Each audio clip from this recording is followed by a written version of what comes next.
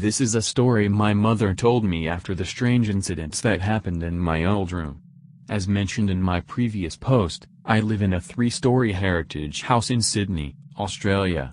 It's old and almost every member of my family has lived here at one point or another, and they all have their own stories about it. This one takes place in the early 1990s. After my mother brought me back from the hospital, she hardly ever put me down. By the time my dad got me a crib and she laid me in it, I immediately started to cry, but I'd stop as soon as she picked me up. No one thought anything of it at the time because I had spent the majority of my newborn life always in someone's arms, so my father and her would just let me fall to sleep in their bed before they moved me back to my crib. But I would always end up crying and trying to move.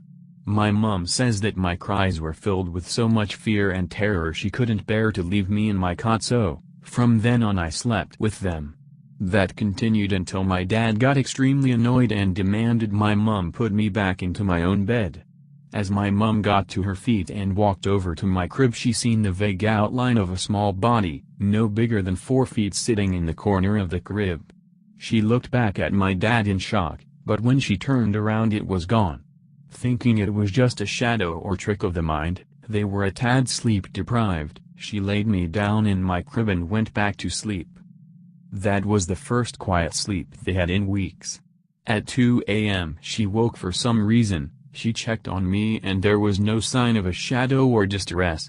She went to the bathroom, but she felt like someone was watching her, so she leaned out the door just to check if anyone else was up. And sitting there on the bottom step of the staircase leading up to what would be my future room was the very same black figure she had seen in my crib, but this time it was smiling and looking right at her. She freaked out and ran back to my dad. He didn't believe her, but every night when she had to go to the bathroom she'd make him come with her. After that, whenever I'd start to stir or cry, she'd pick me up straight away and hardly ever put me back in my cot. She told me that every time she attempted to, she'd see it again.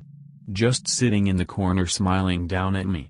She said it was more than a shadow, she said it was completely black and all she could see of it was the whites of its eyes and big smile.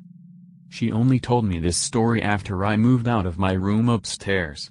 Apparently when I was about 3 or 4, she was sitting on the bottom of the stairs when I came up to her and asked Mummy, "What happened to the little boy?" "What little boy?" she asked. And I said, "The one that used to sit in my bed." I have no recollection of this exchange, which is odd for me because I can recall entire conversations word for word from up to 18 years ago. I'm only 20 now. A couple of years later, when we went to visit family in Fiji, she told her father about it and he just sat there with a look of distress and concern on his face. He told her, "Sweetie, that sounds like the same thing I used to see when I was a boy." And that's when he told her about the black figure of the little boy in the tree outside his window.